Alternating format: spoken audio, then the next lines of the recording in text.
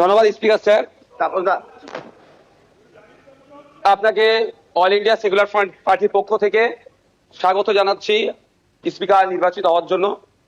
আমরা আশা করব আগামী 5 বছর আপনার নেতৃত্বে এই অগাস্ট হাউস তার গরিমাকে বহন করে চলবে এবং সাথে সাথে আমরা যারা বিরোধী আছি তাদের সর্বোৎকৃষ্ট জায়গা মতামতের জায়গা হচ্ছে এই অগাস্ট হাউস। আমরা আমাদের মতামত নির্দ্বিধায় নির্বিঘ্নে এখানে রাখতে পারবো এবং যারা শাসক দলে আছে আমাদের মতামতের ভিত্তিতে গঠনমূলক অবশ্যই যেগুলো হবে সেগুলোকে গ্রহণ করবে। স্পিকার স্যার, আপনার অনুমতি নিয়ে দু একটা কথা বলবো, যদি এই প্রসঙ্গ নয়। সত্যি আমি আজকে বসে খুব ফিল করছিলাম, হাসছিলাম মনে মনে। আজকে তাপস রায় বাবু যে কথাগুলো বলছেন খুব একটা ফেলে দেওয়ার নয়। আমি আমি আমি আমি বলবো, আমি 2021 সালে নির্বাচন হওয়ার পরে 6টা মাস এমন দিন পার করেছি, আমার মনে হচ্ছিল যে আমি ইস্তফা দিয়ে দিই, অন্তত আমার ছেলেগুলোর উপর অত্যাচার যদি বন্ধ হয়।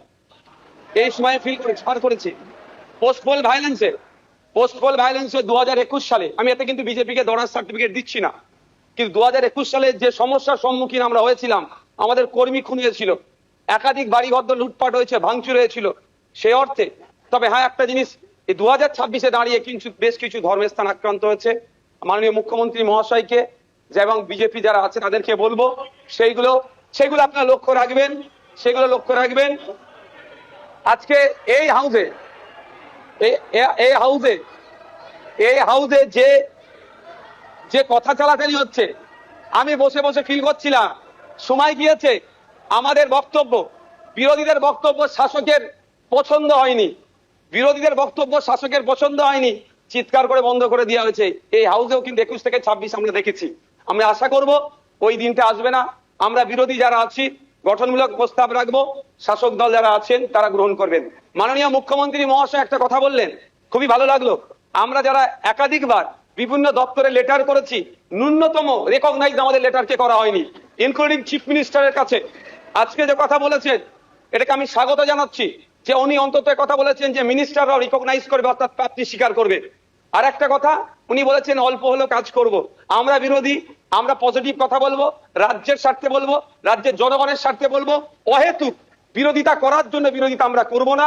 সুতরাং মুখ্যমন্ত্রী মহাশয়কে বলবো, অল্প নয়, আমরা যেগুলো আর্গুমেন্ট করব, আমরা যে ডিমান্ডগুলো রাখবো, ব্যক্তি স্বার্থের জন্য নয়, মানুষের স্বার্থে, নির্বাচিত হয়ে এসেছি তাদের স্বার্থে, সেগুলো আপনি পুরোপুরি যদি আমাদের জন্য, বাংলার মানুষের জন্য করেন, আমরা আপনার কাছে অবশ্যই কৃতজ্ঞ থাকবো।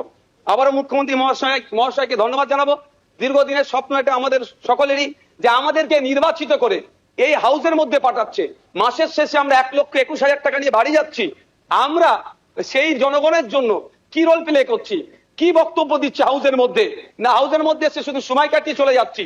যে আপনি লাইভ স্ট্রিমিং এর যে কথা বলেছেন, এটাও আমি আপনাকে কৃতজ্ঞতা জানাচ্ছি, স্বাগত জানাচ্ছি। এটা হওয়াটা খুবই দরকার ছিল।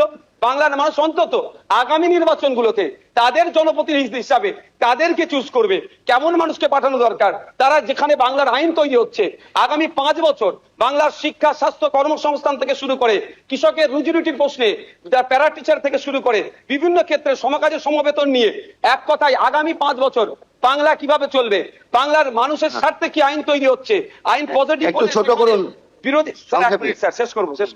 বিরোধী হলেও স্যার একটা দিন সুযোগ পাচ্ছি বলার, এরপর তো টাইম মেনটেন করে দেবেন।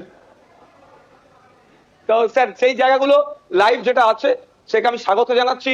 আমি আবারও আপনাকে ধন্যবাদ জানিয়ে বলবো, বহুদলীয় যে গণতন্ত্র আছে সেটার পূর্ণ মর্যাদা দিয়ে আমাদের মতো ছোট্ট যারা বিরোধী আছি তাদেরকে পরিসর দেবেন। ধন্যবাদ স্যার। বিধানসভায় শপথ গ্রহণ অনুষ্ঠানে নওশাদ সিদ্দিকীর গঠনমূলক বক্তব্য ভালো লাগলে ভিডিওটি একটা লাইক দিয়ে চ্যানেলটি সাবস্ক্রাইব করে রাখুন। ধন্যবাদ।